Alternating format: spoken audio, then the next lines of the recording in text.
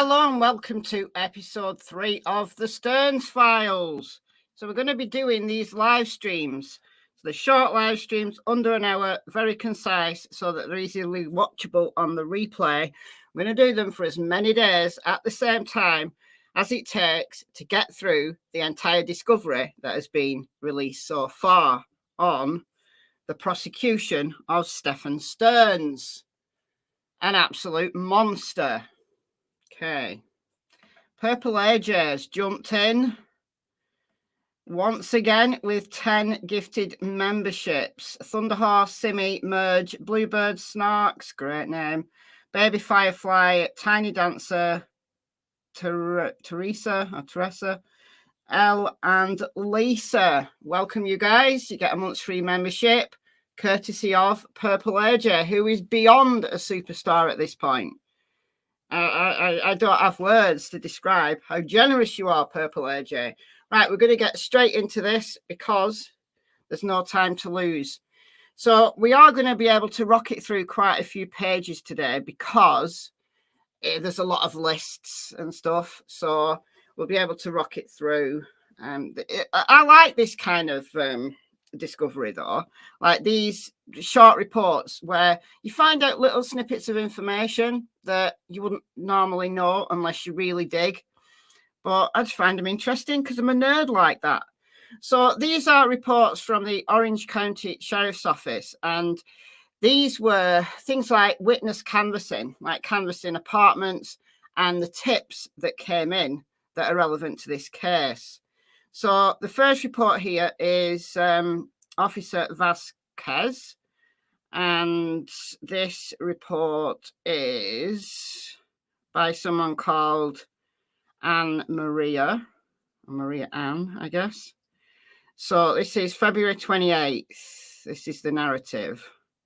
February 28th at approximately 20 to 8, I, Deputy C. Vasquez, spoke contact with a caller who stated she may have seen the missing juvenile.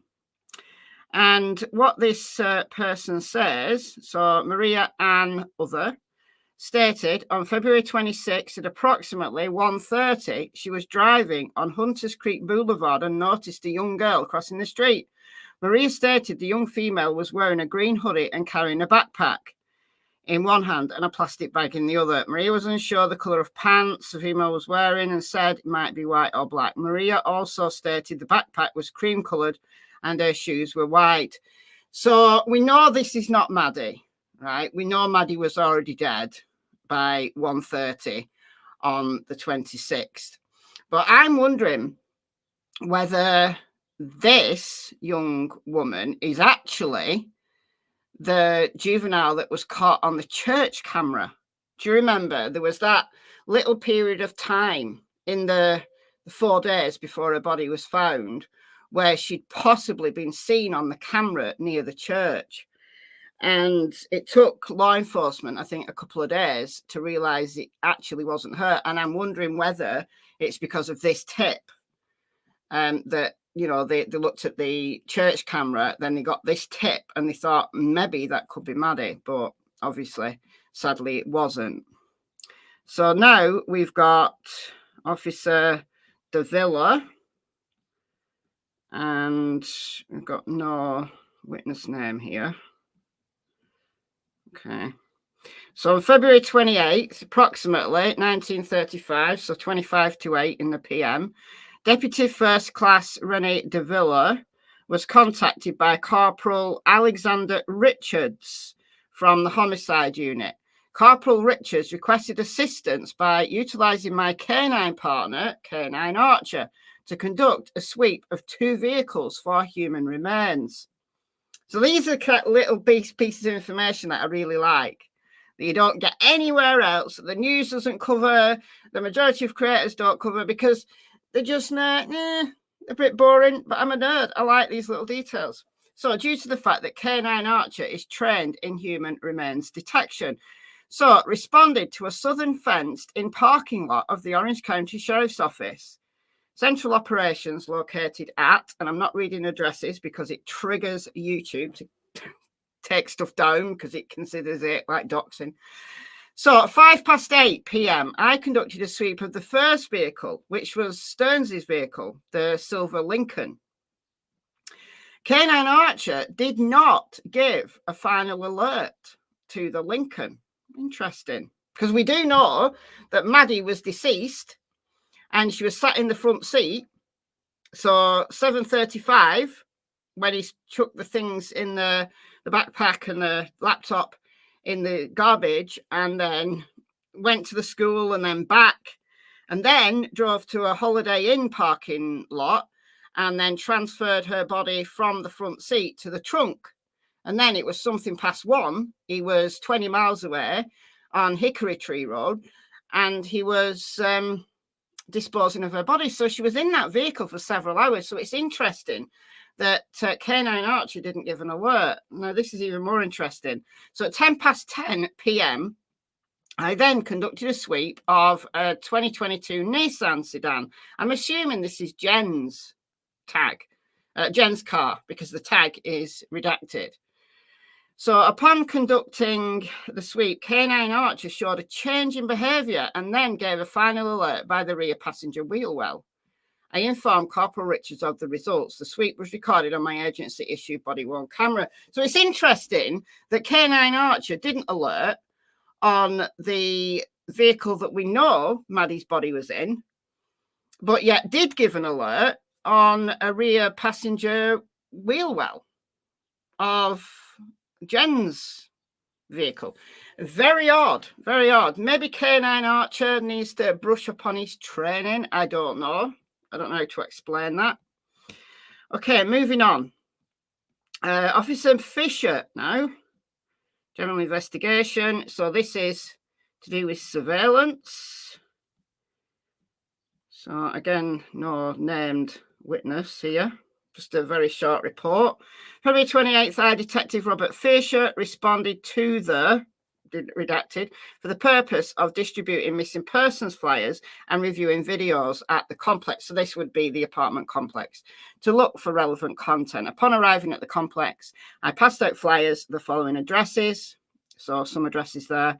I then went to the office to review video. I observed the following: February 26th at 7:35 hours, videos that captured the trash compactor on the property show a male determined to be Stephan Sterns wearing a red shirt and dark coloured hat worn backwards, arrived in a silver Lincoln through a white trash bag filled with items inside a trash compactor before pulling away. A female believed to be Maddie is visible in the front passenger seat. Her head is visible. So we know all this, but you get it multiple times because it's different officers who are writing reports. So we know all this. She's deceased. So 8:19, the Lincoln sedan appears at the front gate where the driver Sterns interacted with a security guard before being allowed to enter the gate at the front of the complex. So this is he told officers in an interview, we went through this yesterday, where he'd forgotten his key fob and he had to go back and then go all the way back. It was just a ridiculous story. But additional video collected from near the rental office, which captures the roundabout, showed the female believed to be, that's going to be Maddie, in the same position as previous. 8:31, the silver Lincoln exited the back gate. Video captured the female still in the same position. Due to the difficulties with the wireless cameras at the rear of the complex, I was not able to get further video of the vehicle entering or exiting the back gate. Reviewing the front gate video, I did not observe the silver Lincoln come cake through the front gate. I don't know, typo. Between 8:30 and 16:40. So if you'd gone through the back entrance every time, maybe she wouldn't have been caught on camera, or she would probably have been at the garbage. Yeah, okay. Videos that captured the trash compactor also got her on camera, so he wouldn't have got away with it if he'd just used the back. So 5:25 p.m, multiple cameras captured Sterns arriving to the trash compactor. Sterns, so he's gone back to the trash compactor wearing what appears to be a blue shirt and dark coloured hat worn backwards, walked to the compactor, opened the door and returned to his vehicle. He removed a damaged tyre, what appears to be the tread of the tyre with no walls. He threw the tyre in the compactor, submitted video which captured on cell phone to evidence.com under this case number. All videos were exported to a USB. We'll be providing that to Kissimmee Police Department to continue the investigation. So also collected visitors logs from the complex on February 26, completed a business certification record of the video and log, all videos and documents collected to be turned over to Kissimmee Police Department. So far, we're up to page 58, and so far, in my opinion, as a non-law enforcement specialist, all their records appear to be well done, all in order, chain of custody, all that stuff. Things like that can create massive problems if they're not done well at trial. We know this from cases currently going through the system. Okay, so this is another report from Likari Rembis, officer or deputy maybe. So this is a witness, Gerald Belmore and Barbara Belmore. Let's look for the narrative here. So February 26th, the Orange County Sheriff's Office was made aware of missing juvenile. The juvenile, Maddie, was reported to last have been seen at her home. Okay. Deputy Frankie Joseph responded to, that will be Jen's mother's workplace. We know that was where the first responders met the family. Met with the reporters. So the people reporting the missing juvenile, Stephan Michael Sterns, step-parent, and Jen, parent.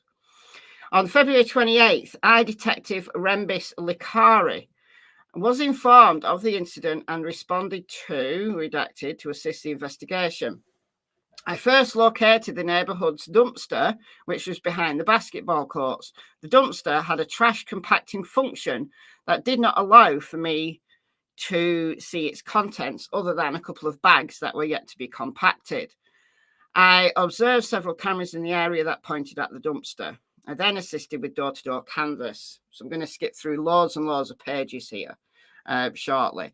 But again, these are not all in order. So we know they got the footage from the garbage area. They know exactly what he put in the garbage. They retrieved that garbage, and that is in evidence. These reports are never in order.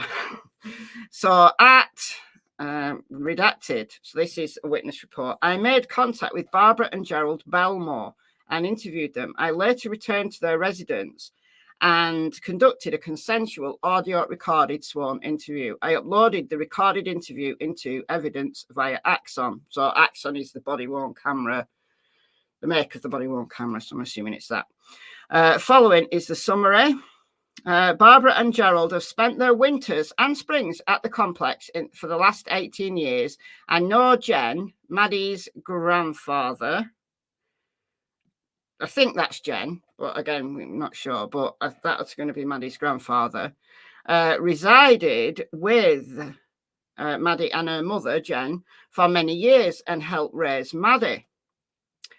I didn't know that until this report came out. A few years ago, Grandad moved out and Jen married Maddie's stepfather. Actually, they were never married, so that's incorrect. But this is the witness report, so presumably these witnesses didn't know that they weren't married, so it's understandable. Barbara and Gerald believe Stephan worked out of town because they arrived at the complex in December 2023 and they'd not seen until approximately a week ago. Well, they wouldn't have known that Jen and Stephan had kind of split up and Stephan was back living in Northport with his folks. Barbara and Gerald weren't sure what kind of vehicle he drove because he didn't have one. He didn't drive a vehicle. The Lincoln is his dad's. But they had seen him a couple of days back going into Jen's white vehicle. So presumably that's the Nissan. They described Stephan as a tall white male with a full beard that usually wears a baseball cap backwards. According to Barbara and Gerald, Maddie never walked home or from school. Jen drove her to and from every day. However, they did not remember seeing her return from school Monday or Tuesday. They believed the last time they saw her was Saturday or Sunday when she was walking the family dog, which caught their eye because Jen normally walked the dog. Okay, well, we know Jen had a new job, so maybe Maddie was walking the dog instead of Jen. So nothing earth-shattering here. Monday night, Barbara looked through a window and observed 3 people at Jen's door. One of them an adult male, one an adult female, and she was unsure about the third one. Barbara saw one of them hi someone. What, give them a high five? I don't know. Caught Barbara's eye because the family does not have many visitors. Well, the Monday night, it would be all the family turning up because there was a bunch of family there when the cops were there. So that'll be why. Barbara and Gerald describe Maddie as a sweet girl adored by her grandfather. They added that she was a homebody and very polite. Bless her. At the conclusion of the area canvass, I responded to the clubhouse where I met with detectives and reviewed surveillance video from the dumpster area and from front gates, to include a video in which the security guard made contact with Stephan on the morning of the incident. The security guard was later identified as redacted. Alex was then contacted and he responded to the clubhouse. I don't know who Alex is, where he was interviewed by Detective Kyle. I was present during that interview, so I don't know who Alex is. Okay, so that's that report. Now we've got Officer or Deputy Ballardes, David. Okay. And this witness here is Antonio Roman. I think he's connected to the trash, if I remember rightly. We've heard his name before. Yeah, trash compactor, yeah. Okay, so February 28th, responded to the redacted to assist with the investigation of Maddie's disappearance. Upon arrival, I assisted with canvassing the area for video and handing out flyers. While on scene, it was determined the community trash compactor had not picked up since her disappearance. Unlucky for Stephan. Lucky for them. I located the trash compactor in the community too and established custody of it until Waste Management arrived for the regularly scheduled pickup. I then followed the trash compactor to its destination where the compactor was emptied. Contact was made with Waste Management's district manager, Antonio Roman, which provided a separate area for the compactor to be emptied. Antonio was provided with an approximate date and time. So we've read this before, or a very similar report before. So we know that they took like little search was done, and they took custody of the backpack, the white croc, and the laptop, the school laptop. So they took that. All right. So he signed the consent search portion of the waivers and affidavit. Okay. So it's Antonio Roman's affidavit, I think, that we saw earlier. Maybe episode 1, maybe. Anyway, this is another officer, Weaver. Okay. So this is description of clothes. A grey graphic tank top. So while conducting a canvass in the area of Gateway Avenue and Gifford Boulevard, Orange County Sheriff's Deputy Christine Shaw and I discovered a grey graphic tank top near the bank of a retention pond that was located approximately 50 feet east of the aforementioned intersection. This shirt was approximately 10 to 15 feet west of the bank of this retention pond. The graphic shirt was photographed and later placed in evidence. Now, presumably that's not connected, but they just found this top and got it. Okay, we may find out at some point in the future it is relevant. Anyway, this is another one. I can't say that. Jungian. And let's call him John. Okay, no witness here. So it's going to be a narrative. Okay, so Oh, this is where we're going to skip loads of pages because this is the neighbourhood canvas. So February 27th, I was assigned to assist Detective Mara in reference to a missing juvenile, Maddie, who was last seen on February 26th. Neighbourhood canvas. I was tasked with assigning deputies to areas to conduct a neighbourhood canvas to locate any witnesses. The following is a list of addresses that the deputies went to. So this was a full canvas of like area, or the whole area around Maddie's. So most residents were either probably out, no one in because they're at work, or the residents that hadn't seen her. So we've got lots and lots and lots of pages of this. So there's nothing to report at all in these. So either out or I'd never seen her.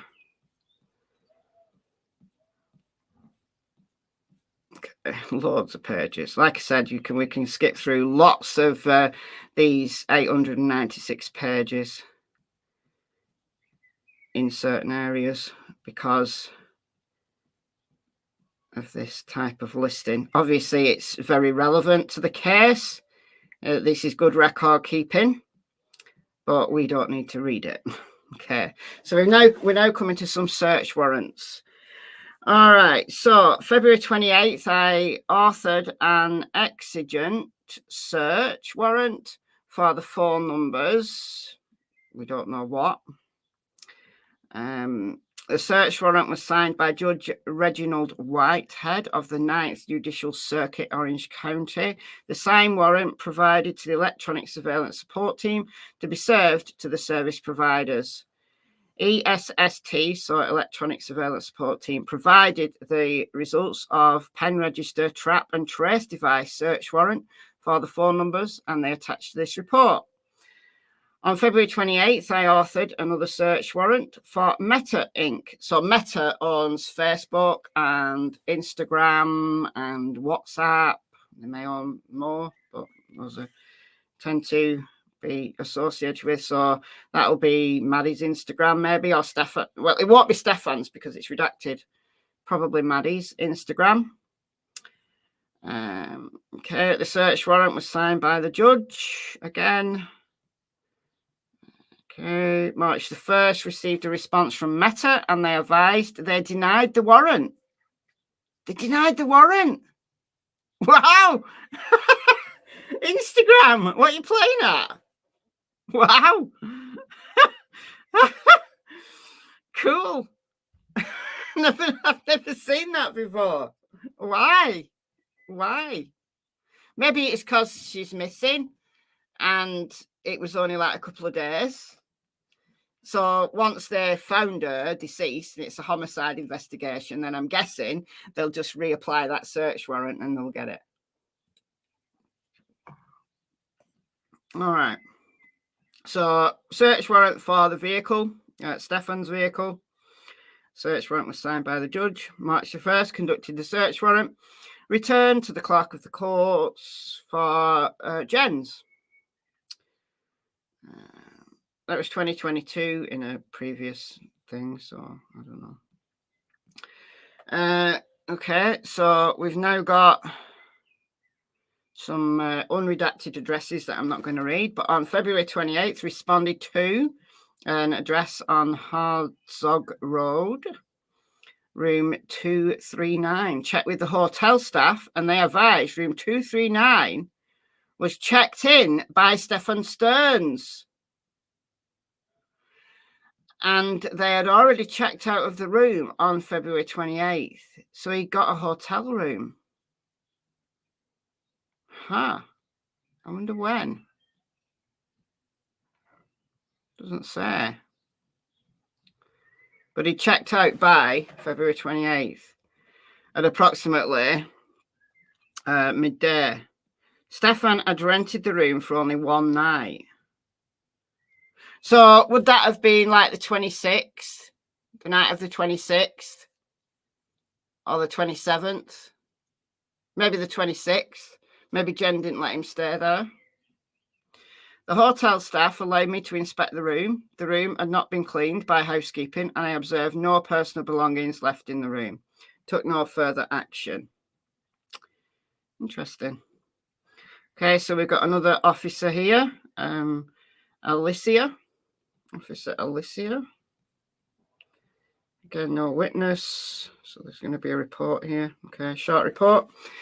February 29th, this is the day before her body's found.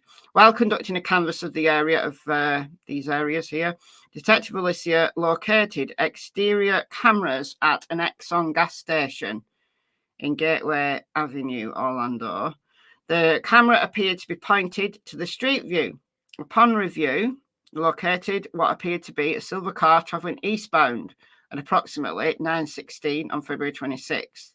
The vehicle appeared to have no tint on the windows, as you can see through the windows as it drives by. A copy of this video was submitted to Exxon. All right. So they knew they knew everything. By the time Maddie's body was found, they knew everything. They had his entire journeys like tracked. It's amazing how dumb he was. All right, so this is supplementing. This is Officer Freeze, and this is clothes stroke furs yellow. Okay, interesting. That's all redacted, so can't look at that.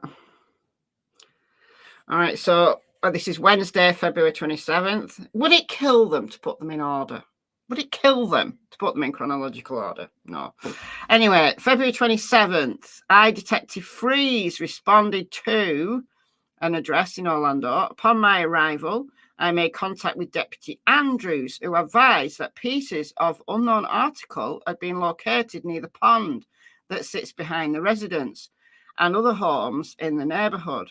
There is a pond right behind their apartment. Photos of the items were taken by Deputy Andrews.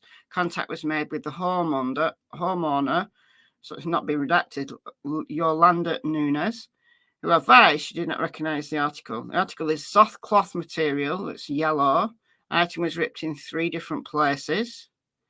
This concludes my involvement. So I don't know whether that's relevant or just an article of clothing left by somebody who was bathing in the pond, maybe.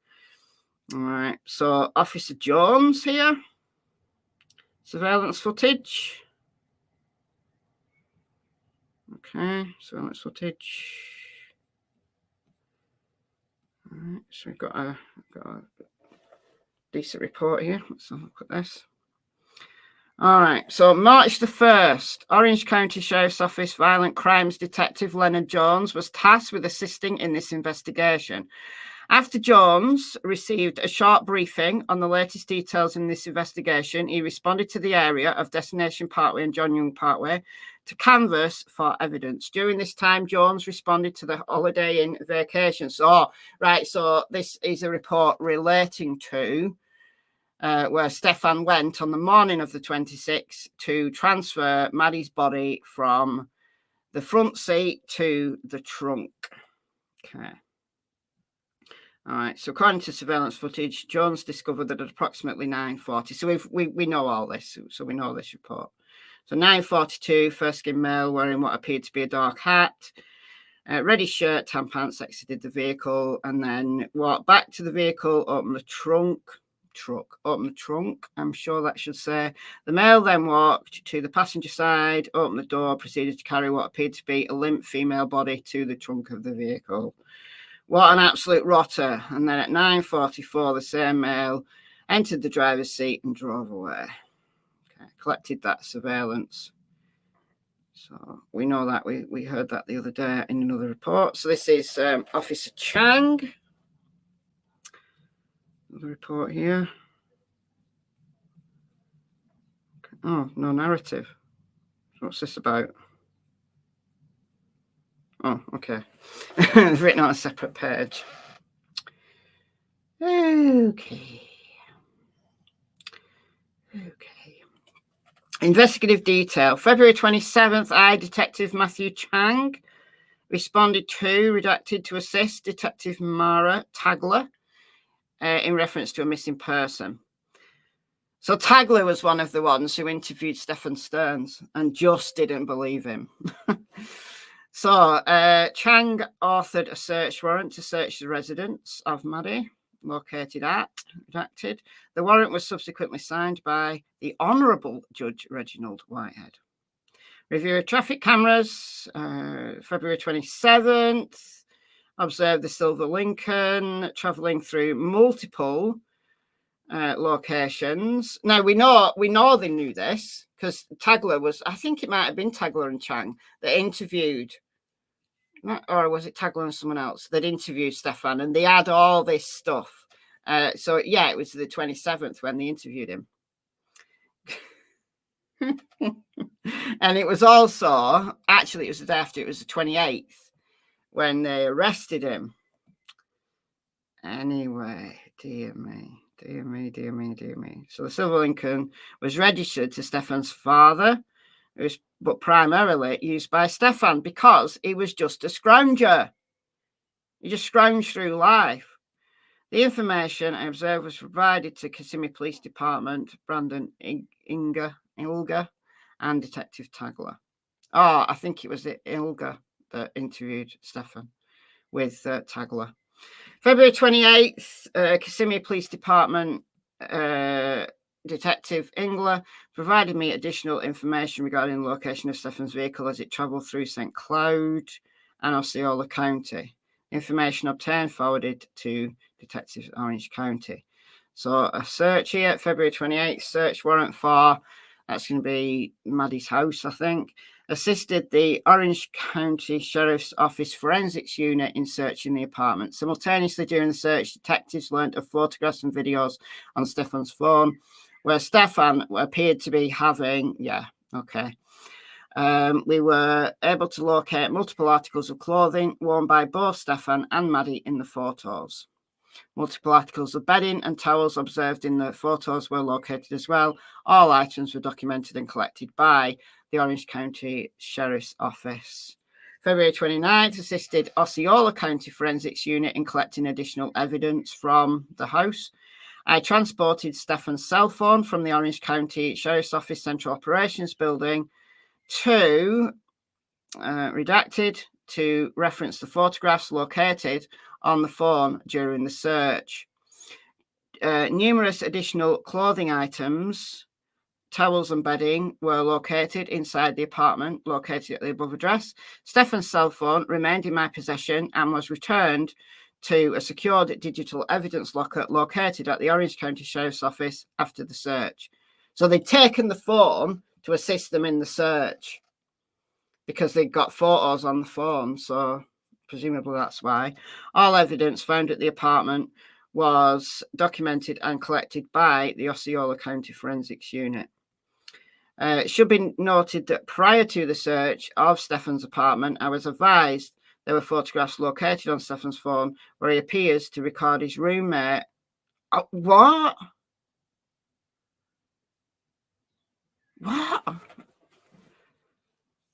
He records his roommate. Now, I wonder whether that's somebody different than Maddie.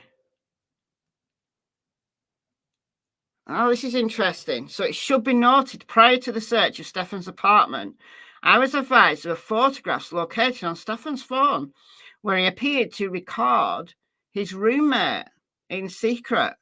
While at the apartment, I was able to utilize Stephan's cell phone and recreate the angle and contents of the photos by placing his cell phone under the crack of blank's door.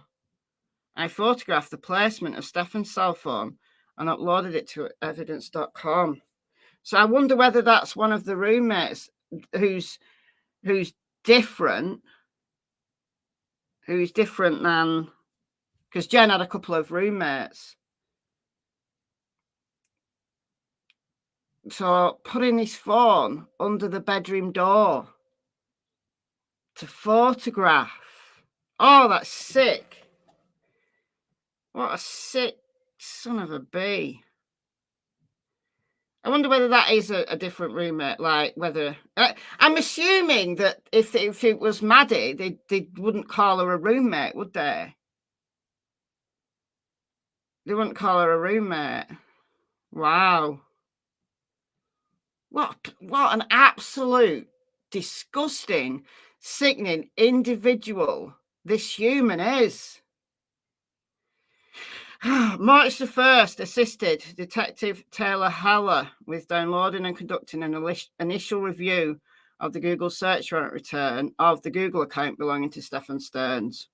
During the initial review, I observed numerous photos in the return, which I also observed to be located on Stephan Sterns' cell phone as well. And he thought he'd factory reset it. March the 4th, this evidence was transferred to a hard drive in Kissimmee Police Department. Okay. Wow. All right, so this is another report here. This is Officer or Deputy Calise. So this is all redacted. So we've got victim 3. I don't know whether this is the roommates, maybe. I don't know. Guessing. Probably shouldn't guess. All right. So Wednesday, February 28th, Detective Andrew Calise with the Orange County Sheriff's Office Homicide Unit assisted in investigating missing persons, obviously Maddie. Following is Detective Calise's involvement in the case. Detective Calise was tasked with authoring historical phone orders for Jen, Stephan Sterns, and Maddie. Below are the phone numbers associated with each person. Once historical phone orders were authored, all orders were reviewed and approved by Honourable Judge Whitehead. Once the orders were approved, they were submitted to the phone companies with assistance of FDLE, which I don't know what that is.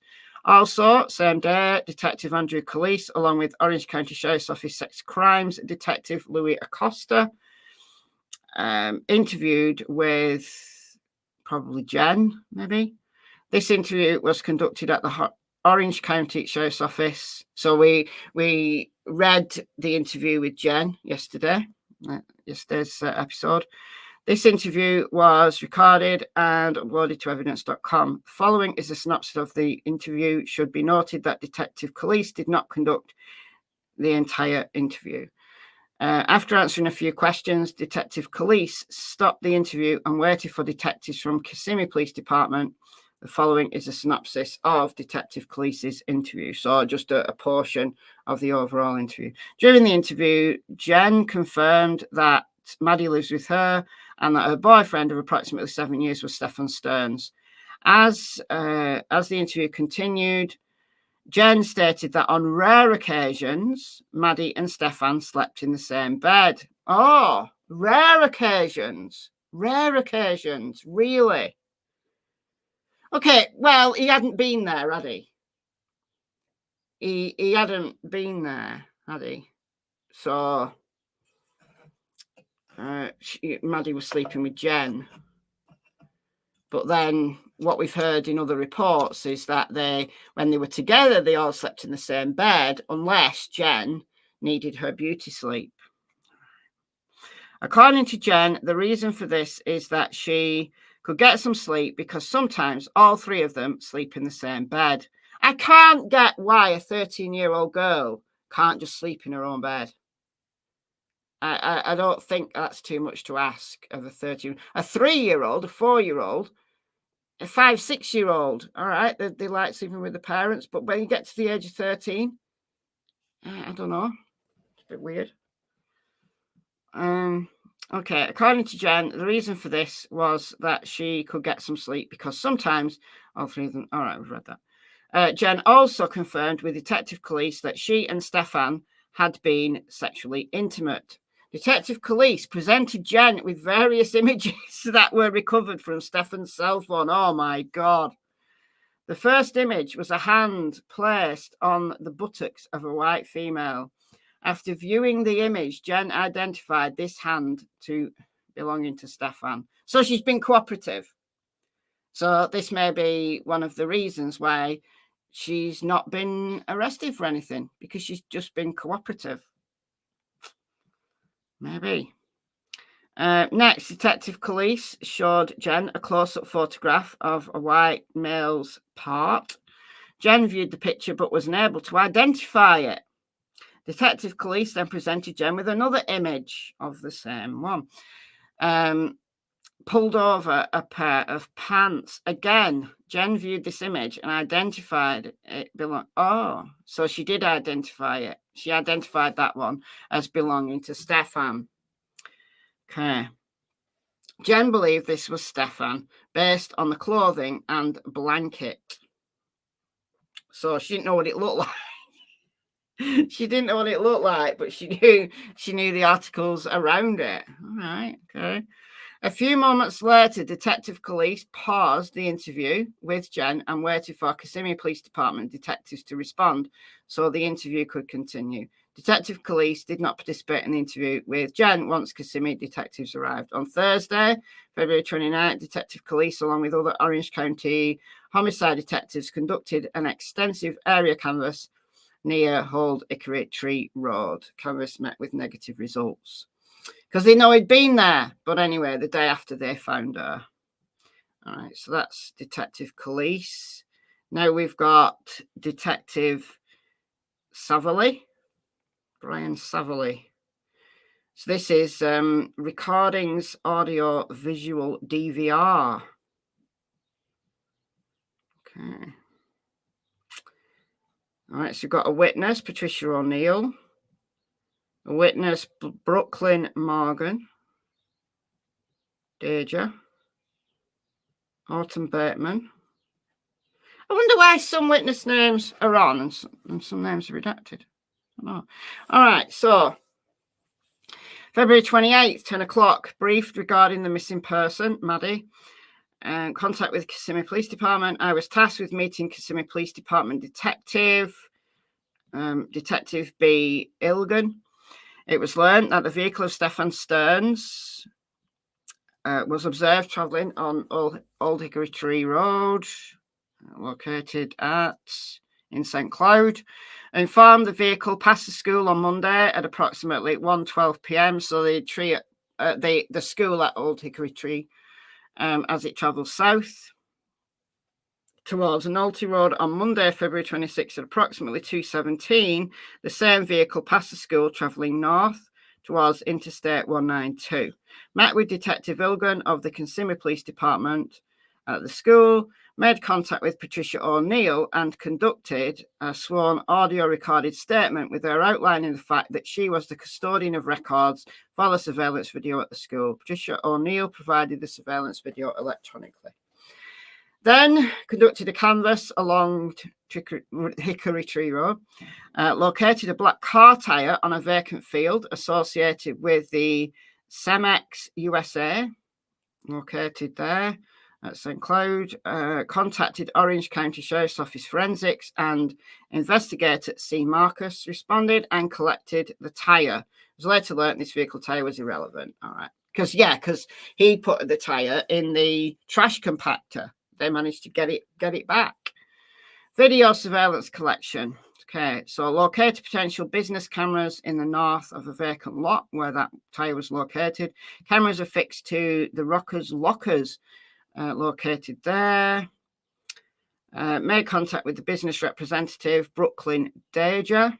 Brooklyn Deja was unable to download the video. Detective forensic investigator C. Chong responded and collected the DVR to extract the video. So we can't get it off. That's all right. We'll take the entire thing and we'll do it ourselves. Good. Further located cameras on the Osceola window and doors located there on the same road. Made contact with Autumn Bateman and conducted a sworn audio recorded statement of her detailing the video collection. Autumn Bateman was unable to extract the surveillance and Officer Chong responded and extracted the video. All right, towing a vehicle. 8:30 p.m. responded to Town Place Suites there in Winter Garden in reference to towing a 2022 Nissan four-door sedan bearing Florida tags. So that must be Jen's. Located the vehicle. That's the same one that the dog alerted on. Didn't alert on Stephan's, but alerted on that. I don't get that. I don't get that. Located the vehicle in the parking lot and towed it to the Orange County Sheriff's Office. Followed the vehicle as it was being towed and relinquished custody. So I like all this record keeping. This is very good because it's got every piece of information. We've got a good chain of custody. I like it. All right. So February 29th, interview with Marilee Alejandro, I want to say. February 29th, okay, Marilee Alejandro called the Orange County Sheriff's Office and reported she possibly had information on the case. Kissimmee Police Department Detective C. Smallwood and I responded to her residence in Kissimmee, conducting an interview. Following is a general summary of her sworn audio recorded interview. So she reported she came to know Stephan Sterns through working at him at Disney. She explained their relation. Oh, we got some tea. She's going to spill some tea. Explained their relationship became intimate around December of 2022 and ended in May 2023. During this time, Marilee said Stephan Sterns told her that he was separated from his girlfriend, Jen. She stated Stephan told her, although he was separated from his girlfriend, he still slept at Jen's residence and specifically in bed with Maddie. So you're going to tell your new girlfriend that you sleep in bed with your ex-girlfriend's daughter? Why would he tell her that? Is it to gauge to see whether she'd be interested in some kind of perverted stuff like that? I don't know, like testing the water maybe? Or did he seriously think that no one else would have a problem with it? That it was so fine, no one else possibly? Was he that naive? I don't know. Don't know what to believe. So she stated Stephan justified his behaviour by saying he needed to cuddle with her so she could fall asleep. So Marilee further recalled a conversation she had with Stephan Sterns where he told her he woke up in bed with Maddie with an erection and had to turn around in bed. Marilee felt the comments Stephan Sterns made to her about sleeping with Maddie were inappropriate, so she stopped talking to him. Yeah, you'd avoid him, wouldn't you? You'd be like, this is a weirdo. This is a weirdo. So, yeah, testing the water, and she wasn't the right person for him, was she? Because she wasn't a pervert. All right, so interview with Redacted. Detective F. Ramirez and I were tasked with making contact with, I don't know who, at the possible address of Redacted. As I locked the door, I was greeted by somebody's wife. They invited us to their home, agreed to speak with us, described he was a close friend with Stephan Sterns and his daughter was best friends with Maddie. Said he and his family moved to Colorado just flew black after learning Maddie was missing. No information on this case. The interview with Redacted was audio recorded. Okay. So this is Officer Dale Kenneth. Or Kenneth Dale. So Redacted. So we've got left croc slipper, size 5 to 7, 2 blue gloves.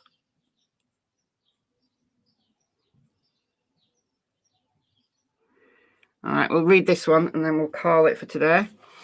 February 28th, responded to Redacted to supervise the execution of a search warrant. During the search warrant, the Orange County forensics were present, photographed the residence and collected numerous items of clothing and bedding. So again, this is just a repeat, really, of what we've previously seen, just a different officer's account.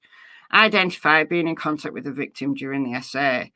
Most of the items were collected from the downstairs bedroom and divided off sleeping area in the living room. Some additional items were collected from the upstairs bedroom, identified with the number 4 on the door.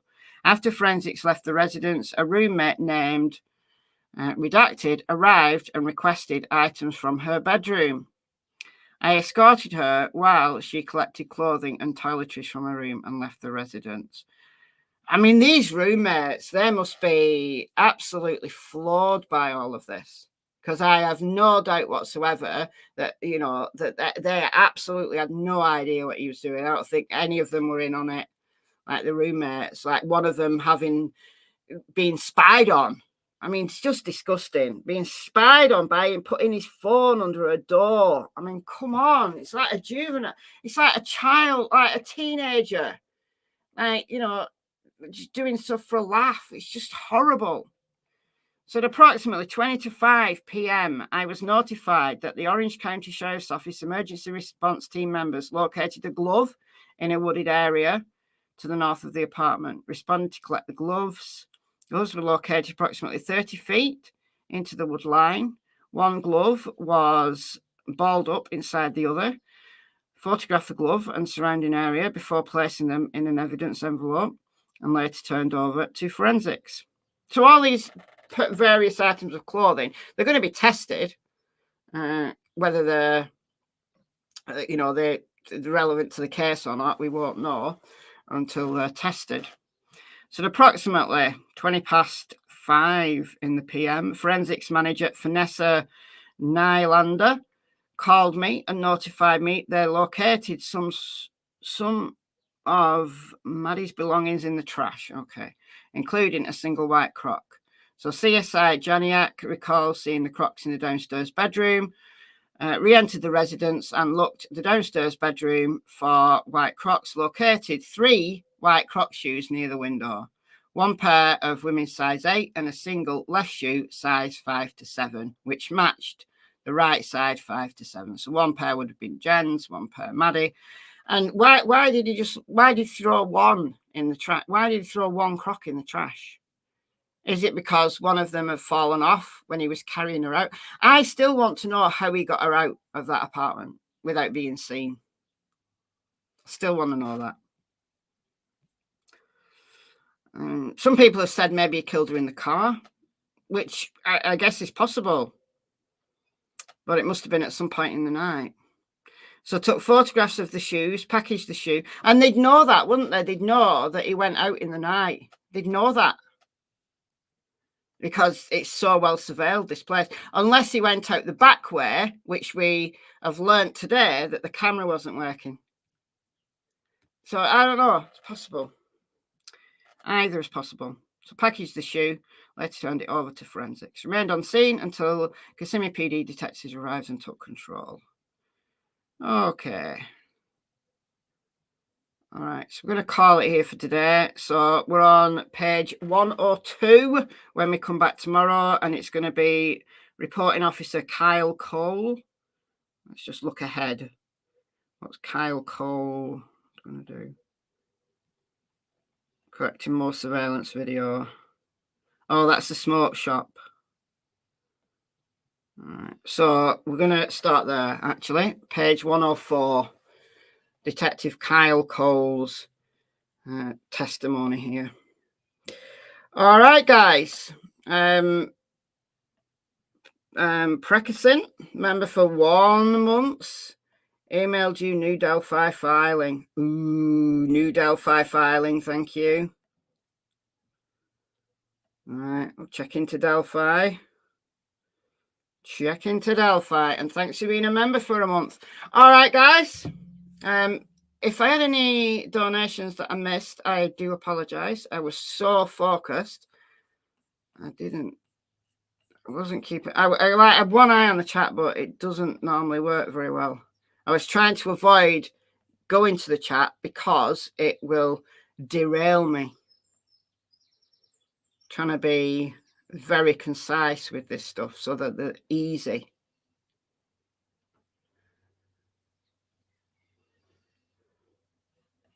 They're easy to watch back. But anyway, thank you all.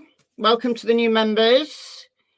And I'm going to see you same time tomorrow for episode 4. And it's going to be more officers. I think there's an interview with Maddie's friend coming up.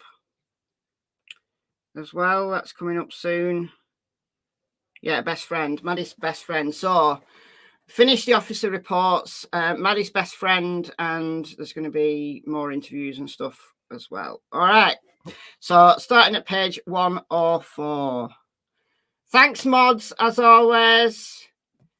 Thanks for joining me, and enjoy the rest of your day or your night. See you tomorrow. There will be either a recorded video or a live stream in the morning, and then 6 p.m. UK time, which is 1 p.m. Eastern, there will be episode 4 of this. All right. See you soon. Bye, guys.